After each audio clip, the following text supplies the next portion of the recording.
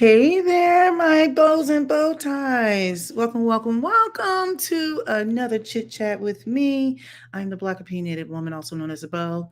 So, yeah, if you're new to my channel, I'll talk about three things. I talk about Black women, Black culture, and anything related to middle age. And what I'm doing today is I am recapping. Let me go ahead. I'm recapping the Writers Room podcast. And I have a cat on my lap here. I keep saying episode 7. Let me change this. I don't know why I can't get this right. Let's try this again. This is episode 8. Okay? That is and why does this keep showing up like this? This is like the third time I changed this. This is supposed to be, hold on a second. Stop, cat. Oh my goodness. Hold on, let me show you guys. Yes. She is making a guest appearance. This is my diva cat, Chanel number 5. You know what? You're doing too much. Okay. We try to see again the return of Rachna. I've done this like 3 times today and I couldn't get this to stick.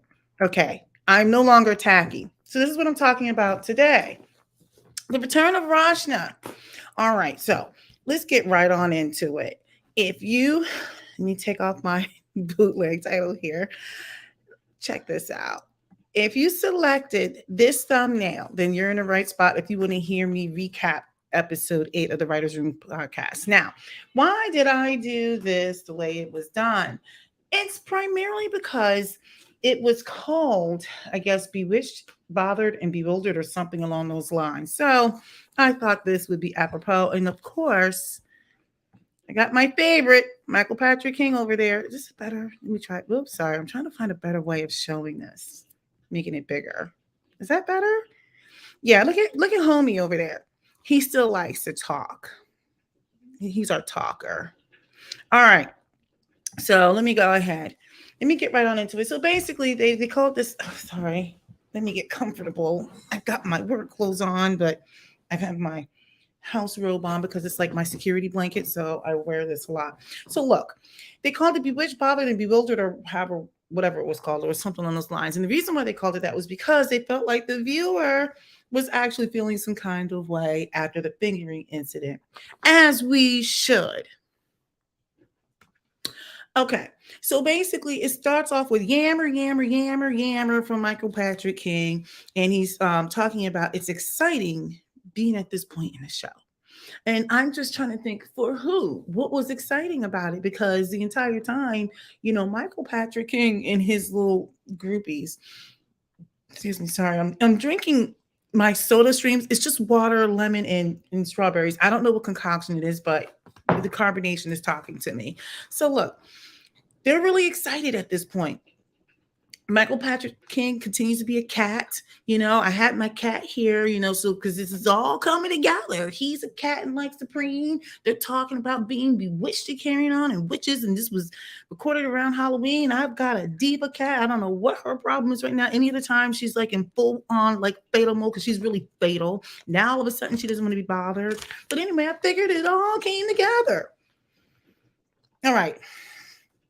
So they go right on into it with the whole cigarette ritual thing. Now, if you recall in that episode, like the real one that aired, Carrie was talking about how Seema wanted to smoke in her apartment. You remember when she said, no, you can't? And there's this whole thing she went into about how she wears all this crazy getup because she doesn't want to smell like smoke. It was like her little secret thing.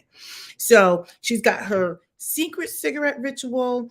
And what we come to learn is that they're not going to start calling me. Oh, let me put this on airplane mode because this is becoming a problem. So what happens is we learn that this was actually one of Rachna's. Come on, what's up with my stupid phone? Please don't start this. It was one of Rachna's. I guess her little secret things that she did. She used to sneak cigarettes, or she still does. So she talks about how she would wear these kitchen gloves and the whole 9 yards. So that whole scene with Carrie came from, I guess, Rachna's her own little weirdness, because we all have weird things we do. For example, because I know you really want to know, I have this weird obsession with doing these foot peels. I'll go all in, do a foot peel, and then I try to peel the skin off. My husband's like, this is disgusting. I'm like, leave me alone. It brings me pleasure while wearing this. And then I have the audacity to go put on like another mask and make your feet feel nice and soft. I don't know why it's this dysfunction. Everybody has their thing. I have mine. Don't judge me, okay? It brings me pleasure. I like to put on a foot peel, and then when it starts peeling, I like to put on something that's going to seal in. What I just leave me alone. So now she talks about the whole weird situation with the getup and everything like that. So Yappy, Michael Patrick King, the one who likes to just preen all the time, you know, because he's doing a lot of talking. He basically says it's like an alter ego. Like you can be incognito. I guess this is for Rachna and I guess for Carrie. So it's like the secret life. And so they said they shot that right around Halloween time. And what happened was many of the people who were watching them film, they started wearing these outfits during Halloween. They didn't even understand the context of why she was wearing it. Nevertheless, so Rashna has some inner weirdness, which is, I'm like, hey, I get it. It was strange. And then somehow they had to make sure we knew that she comes from Alario, Ohio, or something like that. I don't know why it was germane to any of the conversation, but she's from Ohio. Okay. So Michael Patrick King, while he's doing more yammering, yammer, he was talking about how Carrie has this unique style. And it's essential to her character. So basically, they said like during that whole weirdness with the gloves and she said no hoodies. She wanted to wear like babushkas or whatever. I guess that's isn't that what like the Russian grandmothers wear or something like a babushka or something? I could be completely wrong, but anyway, so they were going on and on and on about these babushkas, and apparently we were supposed to notice that Carrie was wearing shoes that were unbuckled. I was too busy wondering, like, no, what is wrong with this chick? But I honestly did not catch the unbuckled shoes. Apparently, that was really important because they were like, well, she's just going out for a quick walk. So there's no, I don't know, but okay. That was what Yip Yapper said. So basically, apparently, they were reevaluating Carrie through her wardrobe. I don't know. So they did bring up the Versace dress. Now, this is the interesting thing. They said it was a milfo. I don't speak French. The last time I took French was in seventh grade. So basically, it was like a dress of 1,000 layers. That's what milfo means. And so hopefully I don't. Hold on a second. Let me put my ticker up. Everything is alleged until it's true or proven to be true or untrue. I don't know. Everything is just my opinion. Okay. So look, in the original series, I guess Pat, the old costume designer, she mentioned that that dress needed to be in Paris, and they had to figure out how they got it there. And now the new costume designer, if I understood correctly, which is Molly Rogers, she had to fight to get this dress. Now, apparently, this dress was on tour. It was in some sort of museum or something. I don't know, but this was like meant to be memorialized in history or something, right? So she had to fight to get this dress because with the whole pandemic and everything, people not working the whole 9 yards. So she had to get this dress and like bring it back. So she fought to bring it back. Now I'm okay with that because it was an iconic dress. If they have that kind of budget, so be it. I actually put on here, I must have been irritated when I made these notes. I put corny jokes in reference to Heidi costume. Okay. So basically, I was irritated because they were in there just a he and a han. There's a lot of he han and a lot of jokes, and the whole like I said last night? There's a whole bunch of weirdness going on. So I think it's Stockholm syndrome, and I'm gonna need these writers to blink. Just blink if you need help because you don't have to take this. You don't have to stand for this. It's okay. It's okay. Look, if you need help, I could put I don't have a new number. I have the old one up. This is the old number. But what I may have to do is get a new number for you. And if you need help, I just need you to look into the camera and I need you to blink. Go ahead, send me an email because the shiggity is weird. I mean, I don't know. It's just kind of like, I think that, yeah, there is something, it's just kind of weird. Like, he's got some sort of mind meld on him or something. He's like staring to this and the little thing that turns because they're like, hey, the whole thing is just weird. It's just so weird. But anyway, let me bring this up for a second. There's a reference to, let me stop sharing that for a second. And this did not resonate with me. Apparently, this was like very iconic. And I don't know. I don't know why this was important. This right here. Okay. Can you see this? Let me make it bigger. There was a reference to this. They were talking about this Heidi costume. So I guess like when I guess when Seema or somebody came to the door, or whatever. So they went on and on about this costume. I guess they're reevaluating Carrie through her wardrobe choices. But I never once paid attention to this. Apparently, this made an appearance in the previous series, the original Sex in the City, and all this other stuff. So, just so you know, apparently you're supposed to like recognize this nuance of this costume that was completely lost on me. And after they talked about it, I was like, okay, Heidi costume. Everything's funny. So anyway, Rachna says that Carrie and Seema's friendship is real. And I guess when you get older, friendships get real faster. I wasn't sure. Okay, take that off. I wasn't so sure if I agree. I believe that they have a budding friendship that for the show is real. I just don't know about older friendships. Do they get real faster? Maybe. I I don't know. I guess because I know as you get older, it's much harder to make friends. Usually, the circles are set. That's not to say that you don't get new people to come into your life, because I do believe friends are seasonal because it depends on where you are in your life.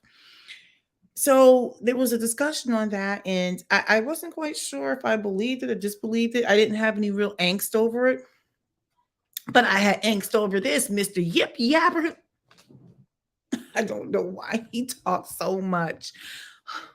Gosh. So Yip Yapper, the cat himself, I gotta give him a name. He needs to be like Lionel from Thundercats or something. I don't know. What I gotta come up with a cat name because he is really into himself.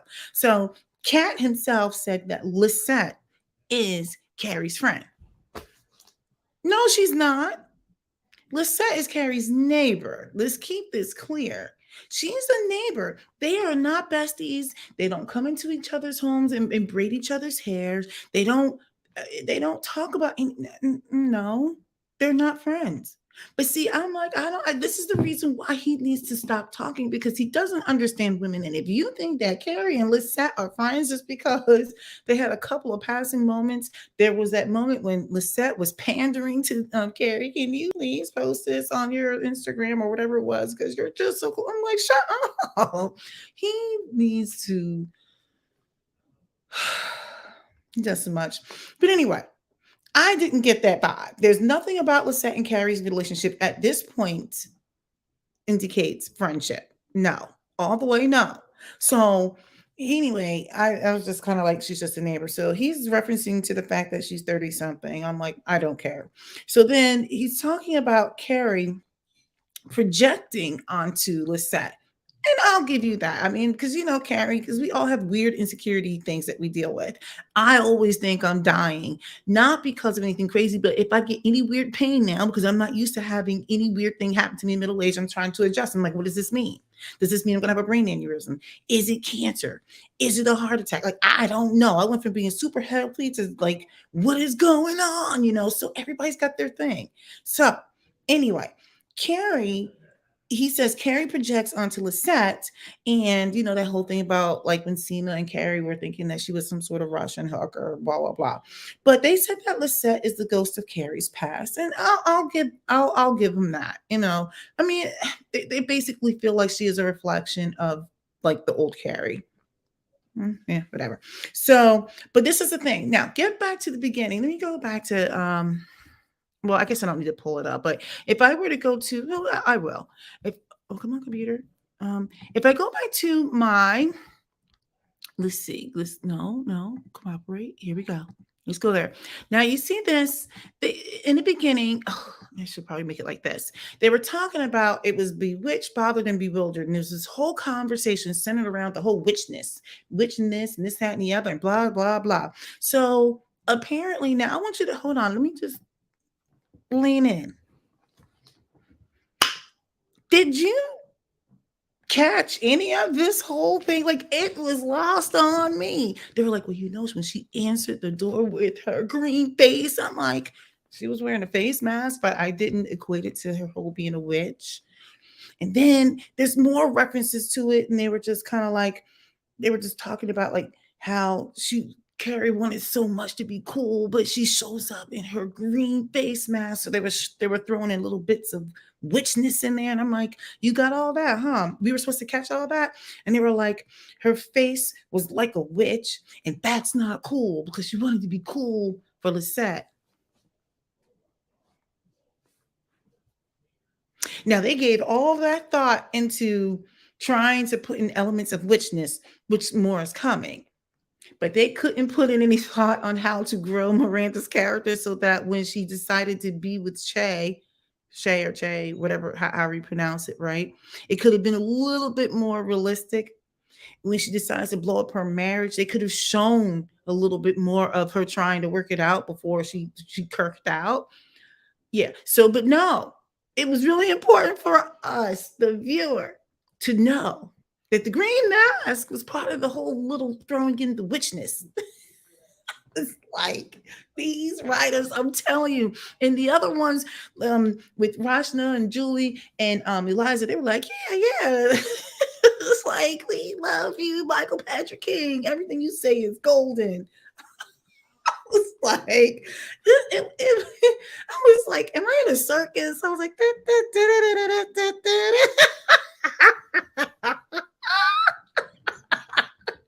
I amuse myself. Oh my goodness. So anyway, after we were supposed to catch all of that green,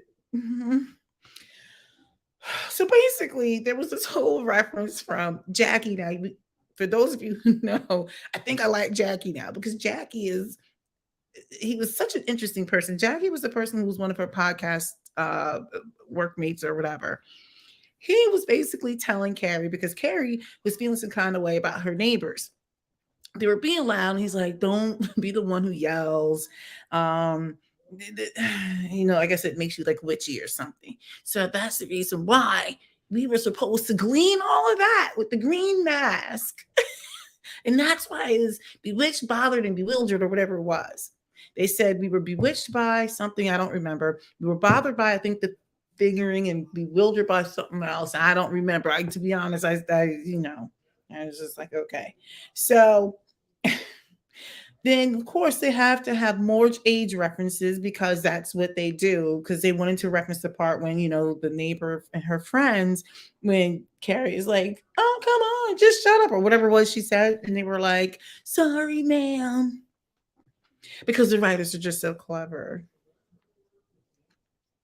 Okay, so this was interesting, and this is probably the reason why I was starting to feel some kind of way about Julie, because I'm like, I think she's the parent also who has a child, um, who was dealing with gender identity issues.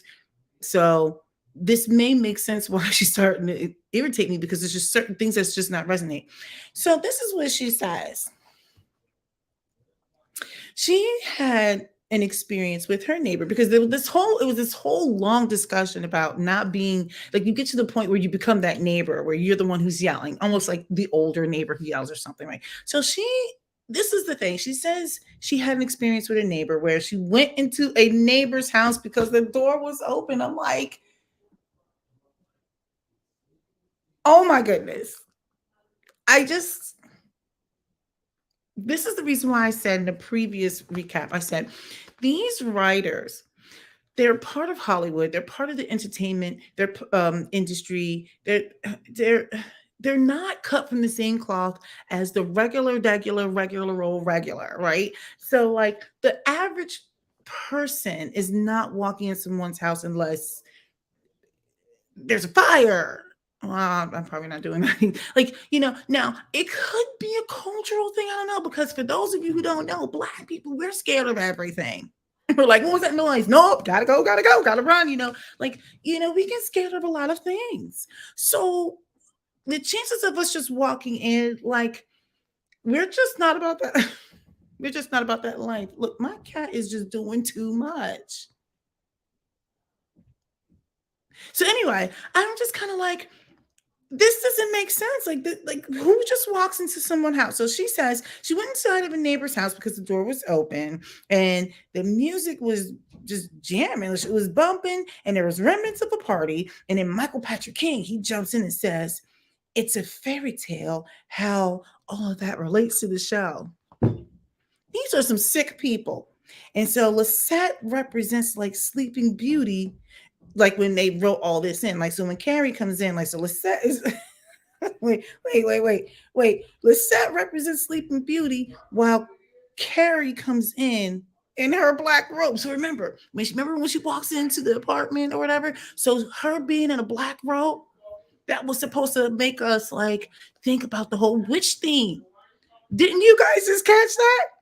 I really did not. So anyway, I just kind of feel like this week I wrote a note to myself. Oh, and then they said during all this is when like Lily was like mad at her mom. Remember when she came over, spent the night with Charlotte? I mean, with Carrie. Well, Lily slept through all of it, and they were trying to talk to like that's kind of like childlike. This whole thing is fairy tale. Like Lily sleeps through the drama, and Lisette is sleeping through everything, right? And I'm like, so all this is like normal. This is apparently normal.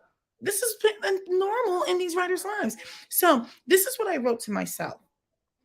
These are the writers' stories that are part of the storylines, yet Michael Patrick King won't stop talking. So I feel like this. These women, although everyone's got their quirks, I don't dislike these writers. I just feel like they're under this weird spell. And I think if Michael Patrick King could get out of the way, if he would just get all the way out of the way and let these women really just tell these stories, I believe that these stories would probably be a little bit more rounded at the edges. Right, there would be more continuity, but he just continues to feel the need to just jump right on in. He loves Look, I love to hear my voice. Yammer, yammer, yammer, yammer, yammer. This is a yammering fool. I'm like, shut up. So now we're gonna move on to the dingaling scene. Like I'm talking about the real one, not Miranda. I'm talking about the peen. I'm talking about the phallic situation. I'm talking about this. I'm talking about the privates. I'm talking about the dingaling. You know what I'm talking about, right? So Michael Patrick King wants to discuss the blowjob. And so one of the things that they were talking about, they said, well, because this is Harry, it should be big. I'm like, is that why it should be big? Because it's Harry? I'm like, when I look at Harry, do I think big peen? First of all, I don't even think about his peen. I just think Harry. Like, I don't know. I don't see him as sexual, and that's just because, believe it or not, I don't see Charlotte as sexual. All right. But they want to talk about his peen and why it was large and in charge. So, and they wanted to show it. And so they took the time to make sure they wanted us viewers to understand that this wasn't a real peen. It was a prosthetic. Ugh, duh, we know that. We know he did not just whip his situation out. I'm like, we're not stupid. We know it wasn't real.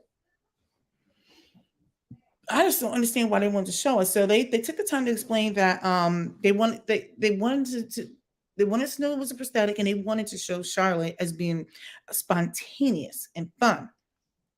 And so apparently everyone on the set or whatever, they were really happy about the peen. Like this was a joyous occasion. It was momentous. It was like joyful, joyful.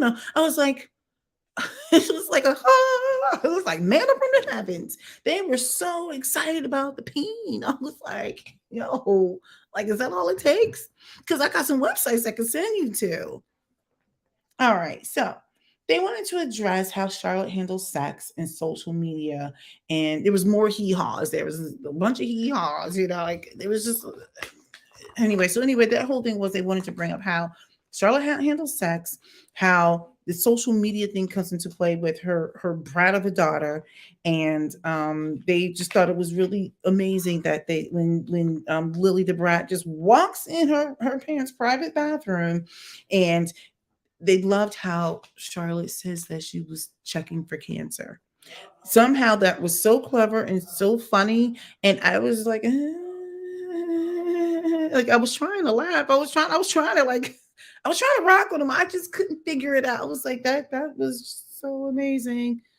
All right. So look, during the lunch scene with the girls, so like, when the ladies lunch, Michael Patrick King still can't stop talking because he's just a yipping in the air. It's, what it reminds me of? I'm a petty kind of parent. True tea. True tea. I'm the petty kind of parent. If you can't stop being loud or something like that, I'm gonna make you keep screaming. Just keep on screaming. Then until you get it starts to hurt. You get tired of it, right? Like, no, because you want to be loud. Keep going, get it all out. Or when my kids can't stop hitting each other, I make them just love up on it. I'm like, oh, because you like to touch each other. Well, we're gonna make sure we get it all out. I make them hug each other when they're really angry. Give them like just hugs and kiss each other on the cheek. All like stuff that makes them want to cry more. I'm probably not the best parent, but or when you want to pick up things that you shouldn't be picking up back in the day, I'm like, oh, you want to keep touching this? Well, why don't you hold this? And I make them hold their hands out. No, hold it. You want to hold it. Hold it. Get those arms up. See, because then I'm like, now you'll know. See, you're going to punish yourself. This is what I think we need to get Michael Patrick King in the Senate and he can filibuster himself. I don't know what bill he was filibustering, but he just likes to talk. He loves to talk. We're going to get him in the Senate. We're going to send him over to Russia. That's what we're going to do. We're going to have him talk to Russia and talk to Putin and talk, and just to broker some relations because he won't be able to go to war with Ukraine because he's just going to talk him out of it. He's going to be like, please, for the love of God, just shut the hell up. Kind of like how I just went on that rant. He talks too much. Lord Jesus. Anyway, so during this scene, Michael Patrick King can't stop saying how, oh, this is the thing. Oh my goodness. I could not figure out why this was so funny. So apparently, Charlotte was talking about the peen situation. So she's like, I was giving Harry a blowjob. And Carrie's like, okay, wait a second, back the truck up. So apparently, the fact that she said it the way she said it, I guess it was a comedic way, was so hilarious that Michael Patrick King had to continue to keep saying it. And I was like, I'm going to be honest, he was giving me Rain Man vibes. I'm like, what is wrong with this man? You guys need to go back to this episode, maybe about halfway through, and he starts talking about, oh, back a truck up, back a truck up. I'm like, yo, somebody get this man something. He needs to get on somebody's couch.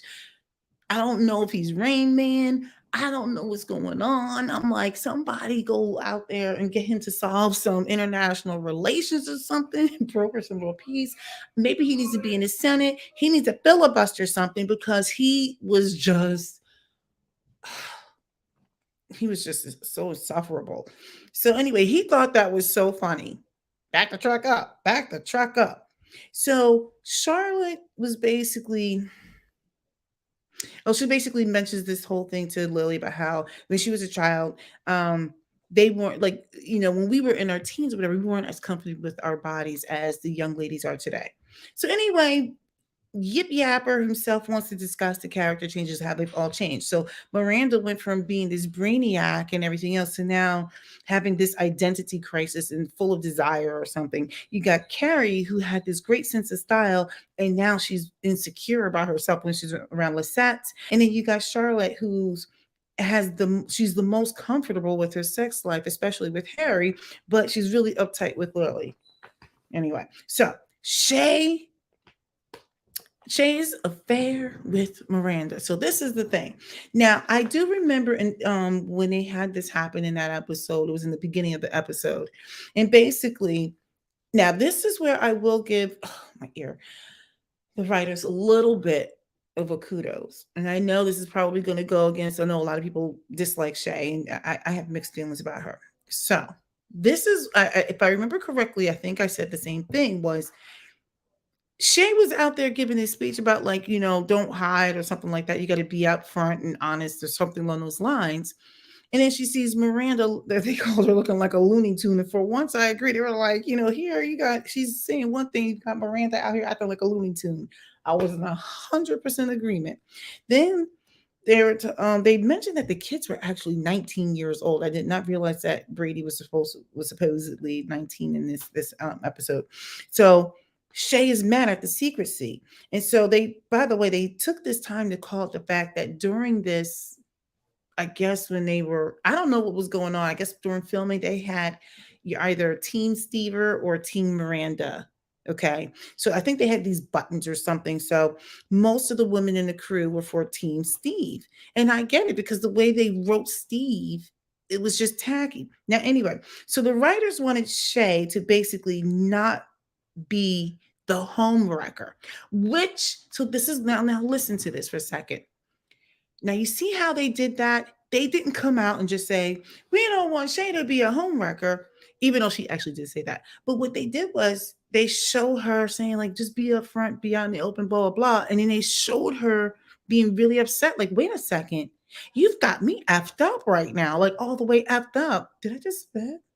So like they show her angry, like, wait a second, you've got me out here in these streets. Like I'm thinking this is an open situation, but you're not being honest. Now you see how you can write to something and just show the outrage without saying I am blah blah blah. It was like they kind of like finessed you a little bit into that scene. And then she's like, wait a second, this is not what I do. And they showed her being upset, being angry.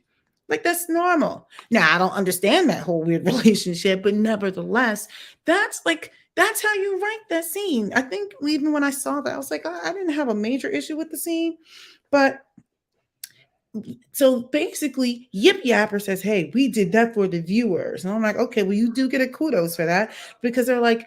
Rachna said that no, before I go into the Rachna thing, they basically said they wanted to protect Shay's integrity as far as what she was saying that she believed in, that type of thing, and I can appreciate that. So I think they tried to have a level of consistency for that portion. I have no problems with that. So then Rachna says she calls out Miranda for not having the tough conversation at home. And then she said, now this is what she says. I really am not feeling this. She says she they wanted to call out people. I believe this was Rachna that said this. I can't remember. They wanted to call out people for being righteous and not admitting to fantasies. Now hold on a second. Let me just hold on a second. Let me show you something. Let me show you something. Okay. All right. Do you see this for a second? I mean, look at this. I want you to take a good look at that man. Now, my husband knows. He already, let me bring him back up. He knows. He's like, every time this man comes across the screen, I'm like, he's like, oh, you just need to stop. You just need to stop. He's handsome. I'm not dead. Now, when you make a comment where you say things like you want to call out to people for being righteous and not admitting to your fantasies, I'm like, check. No, no, and all the way no. Because this is the thing. There's a difference to having your fantasies or whatever it is and acting them out. And not only just acting them out, but you're acting them out and you're cold. Okay. You're so self-centered. So she's sitting there making that. I'm like, first of all, I don't believe that's true. People will admit that they have thoughts, maybe not all kinds of thoughts or fantasies or whatever, but they don't go and act out on all of them. Heck, I have visions of me slapping this one guy at work who I think he's a dumb dumb. I call him DD. He is dumb and dumb, like all the way dumb. Like I just really feel like he's practically not even human. I really feel like he's missing some key portions in his DNA. He's missing a key chromosome and practically is de-evolving as a human, as a person, as he is lacking in the ability to engage in critical thinking, and he's just all the way dumb, like just lacking. Okay. I have visions of, right? but I don't go act out on them. Now I know this isn't the same. It was meant to be a little tongue in cheek, right? But the point I'm making is, I thought of like the audacity of these writers to say, "Oh yeah, we're just calling out people for being so righteous and not admitting their fantasies." I'm like, there is a difference. There is a clear difference, and this is a nuanced conversation. I felt like I was almost being gaslighted. This is the reason why they need to have a call-in session so that I can just go ahead and get them all the way together. These writers. And I actually like Rachna, but I was like, did you really just say that? Did that actually come out of your own mouth? You can't possibly believe that. But then again, maybe they do, because like I said, why is my family so loud? People who are in Hollywood and entertainment and all of that, like, they're cut from a different cloth. The way they handle relationships is just different. That's not to say that they're not human, but they operate under a different set of rules or something. They're just like on some other kind of stuff. That's why they need some regular old regular people, regular people, regular people. They need some people who wear old house robes with a fleece house robe that's going to be forever dingy with the clouds on it over your clothes because it's your security blanket. Regular people. Okay, so there's chicks. Now, Shay tells Miranda to get herself together, as she should, because Miranda at this point is Beanie Cap Seaton. So Michael Patrick King himself, full on Rain Man mode. Back the truck up again, Robin. Hey, I am live. So he goes back and back the truck up. I'm like, oh my gosh, it's like full on Rain Man. I'm like, why does he keep saying it? So now Miranda is ready to blow up her marriage. Charlotte is they said that she has a learning curve, but she doesn't say anything. Oh, they're talking about the fact that when Miranda's talking about how she's going to blow up her marriage, Charlotte has already experienced this learning curve with Carrie, because originally she was crying when Carrie's like, I feel sad, and she didn't want her to feel sad, and then Carrie's like, you got to let me feel sad. I got to feel this. And so Charlotte is like allowing her to feel it. So basically they're saying that Charlotte went through that learning curve with Carrie, and she doesn't say anything when Miranda is like, I'm going to go blow up my whole life. And so Miranda, being also known as Beanie Cap Satan, was like, expecting judgment, but she didn't really get it. So they allowed her to figure out her life. I just don't know what is wrong with Michael Patrick King and that weird Rain Man, like, back the track up, back the track. Go back and listen to this. You're going to be like, yo, what is wrong with this dude? Like, I'm telling you, you're going to start thinking Rain Man. I should have had that on my, I should have that on my thumbnail. It should have been Rain Man. For those of you who don't know, that just look it up. It's a movie from like probably 20 years ago. So, all right. We're getting through. We're not too far away from this. But how many? Oh, I've been doing this for 38 minutes. Okay. So after back the truck up, back the truck. This is what they say after all of that. They want the viewer to not see Miranda as bad. I'm like, well, it's too late. Beanie Cap Satan is Satan, because it doesn't make sense. That's not to say that you should stay forever trapped in a bad situation. But what I'm saying was the writers were lazy, and they didn't finesse us into it. It was like, I haven't had sex in a while. I got motor blown smoke or whatever in my face.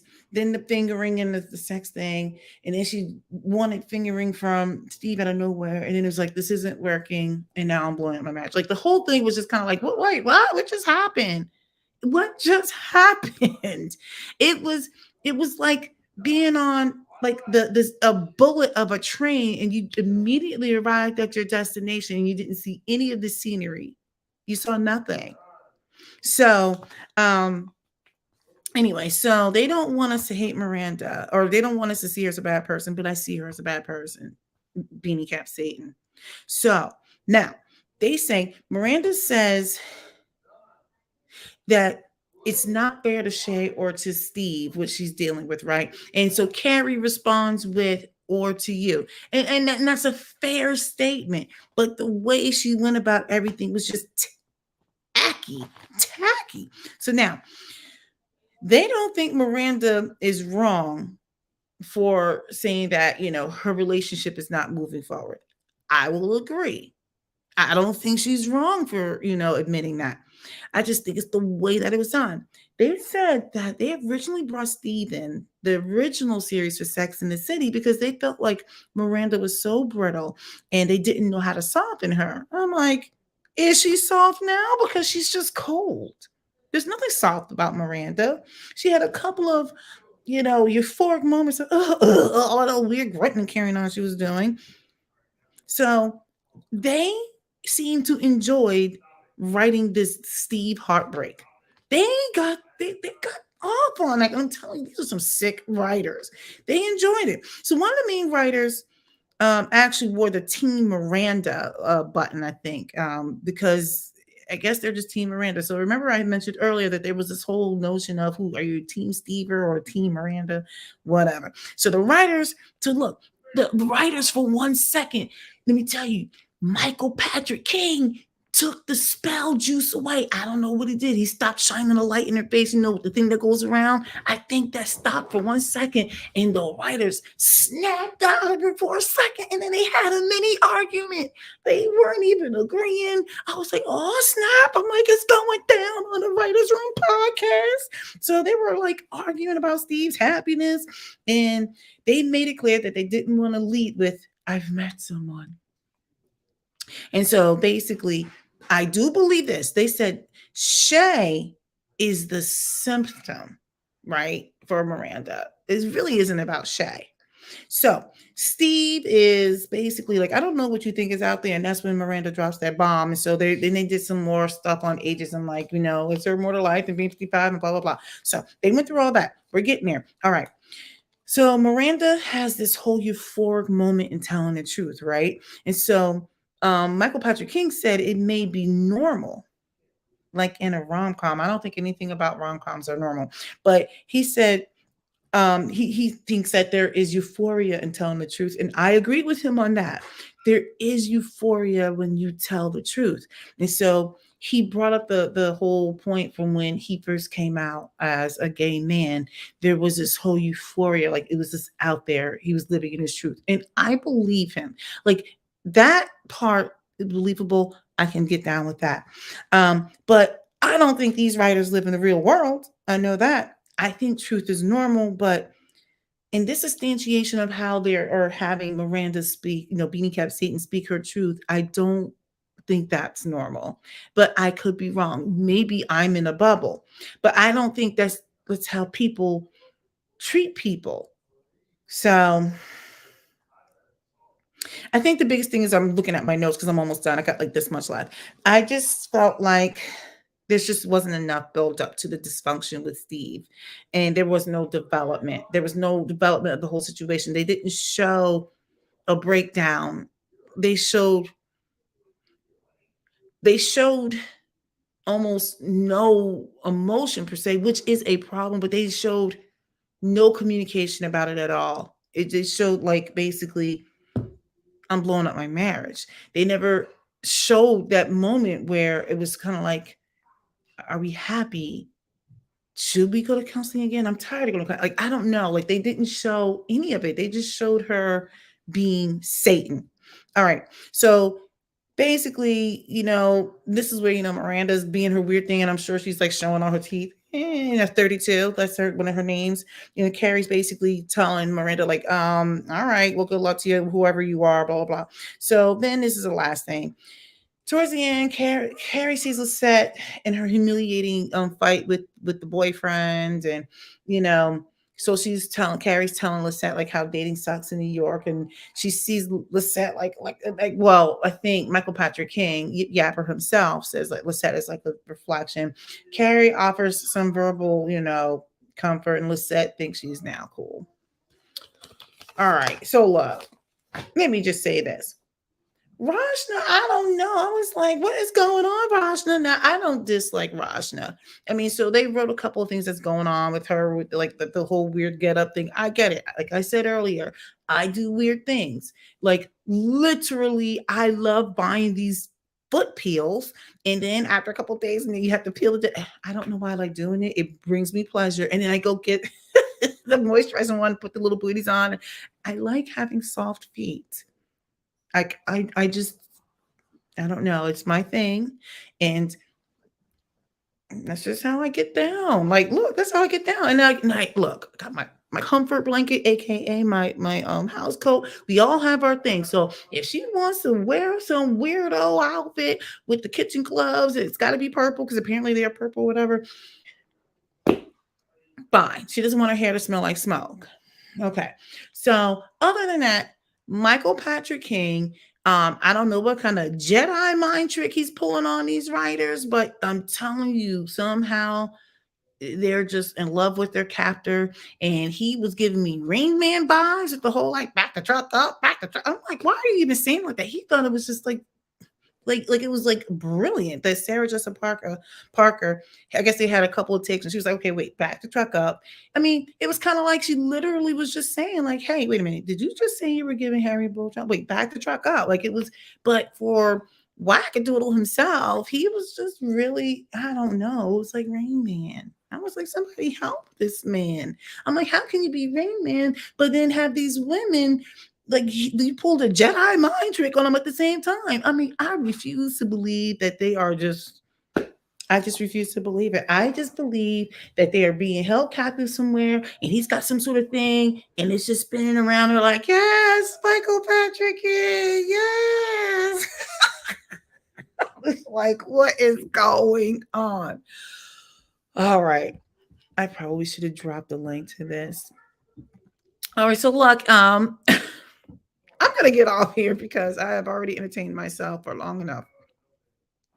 I was actually gonna do a video today. I had written some notes. I was trying to decide if I wanted to talk about that Leah Thomas, the one that's breaking all these swimming records, the shenanigans with that. But I wasn't sure what angle I was gonna come, so I didn't do anything.